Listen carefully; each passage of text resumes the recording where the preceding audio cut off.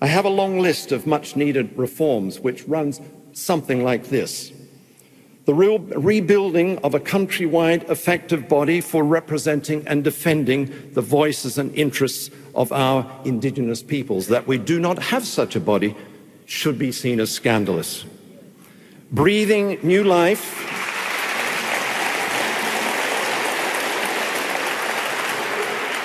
on my list is breathing new life into the old noun Australasia. It still exists on some buildings to register the presence and the rights of millions of people whose multicultural roots and ways of living are shared with our wider region.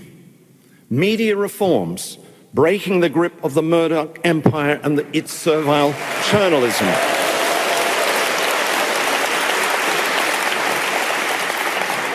Strengthening the spirit and substance of public service media, new laws for the protection of public speech against injustice.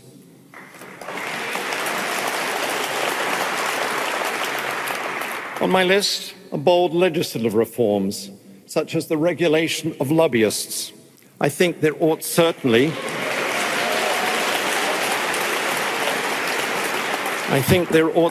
to be a royal commission into the strangling effects of the Zionist lobby.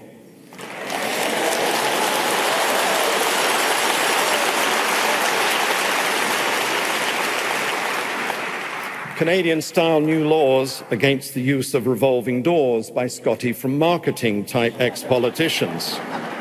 And even the abolition of the power of the Governor-General, you may not know of it, to prorogue parliaments. Advancing new socially useful public investment strategies funded by taxes on the rich and redistributive policies which put a stop to the growing social inequality in a very wealthy country in which the struggling bottom 20% of our population owns just 1% of national wealth.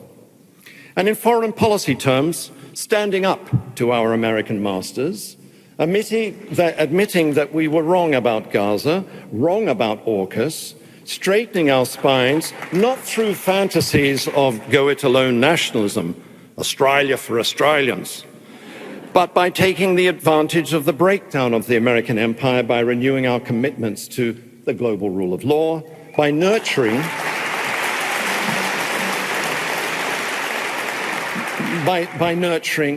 a multiplex of new cross-border connections among cities, universities, small businesses, professional groups, governments, and NGOs like Amnesty and Médecins Sans Frontières.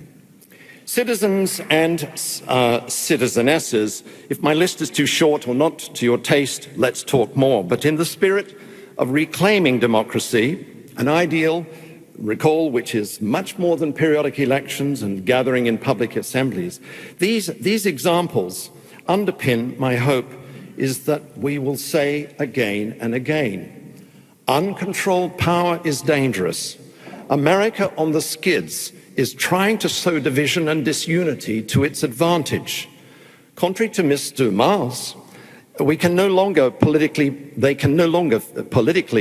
be fully trusted or relied upon. That's why democracy, once again, for very different reasons than my grandparents supposed, is an indispensable global virtue, a non-negotiable basic requirement everywhere of a decent and dignified life for creatures large and small on an endangered planet we call home. Thank you very much.